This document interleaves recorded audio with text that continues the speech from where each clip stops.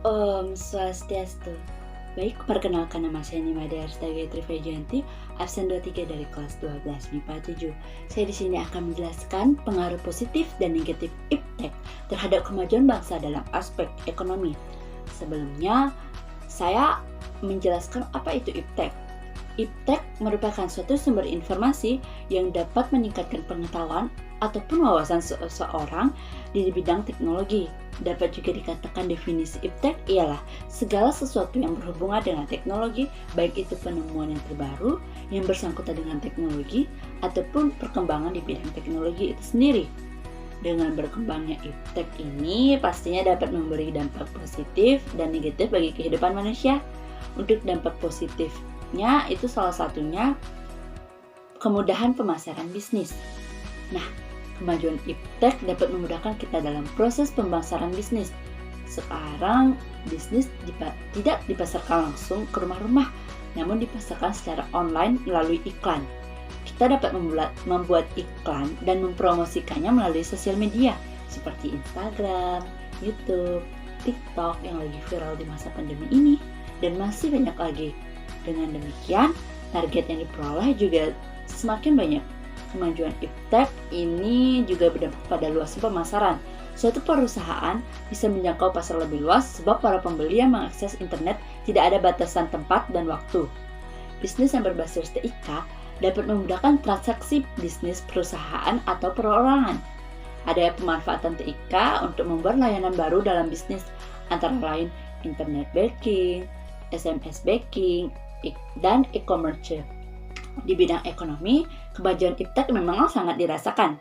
Saat ini sudah banyak orang yang memiliki kehidupan yang semakin makmur dan sejahtera karena memiliki usaha di bidang iptek.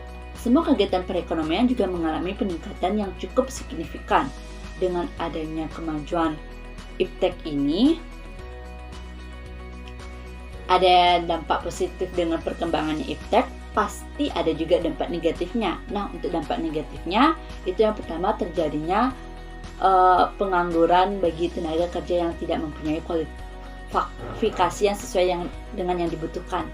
Yang kedua, itu adanya sifat konsumtif, boros, dan memilih jalan pintas yang bermental instan. Yang ketiga, itu ada terjadinya aksi penipuan dalam proses jual beli online yang dapat merugikan beberapa pihak.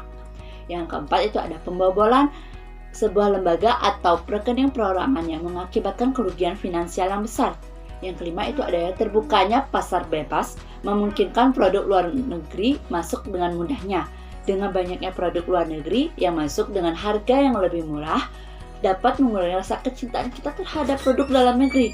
Yang keenam, itu ada resistensi membeli secara online. Bagi orang awam yang belum pernah bertransaksi secara online akan merasakan janggal ketika harus bertransaksi tanpa tatap muka atau melihat penjualnya. Belum lagi ketakutan bila pembayaran tak terkirim atau tak diterima. Yang ketujuh, itu adanya tracking bisnis ilegal yang memasukkan jaringan dengan maksud untuk mencuri, mengubah, atau menghancurkan file yang disimpan pada jaringan. Dalam dunia bisnis online, ini menyebabkan kerugian besar. Itulah beberapa dampak negatif yang timbul dalam bidang ekonomi yang biasa kita temukan di sekarang. Dalam jangka panjang, perkembangan iptek memberi arti yang positif, namun di sisi lain tidak sedikit pula yang membawa dampak negatif.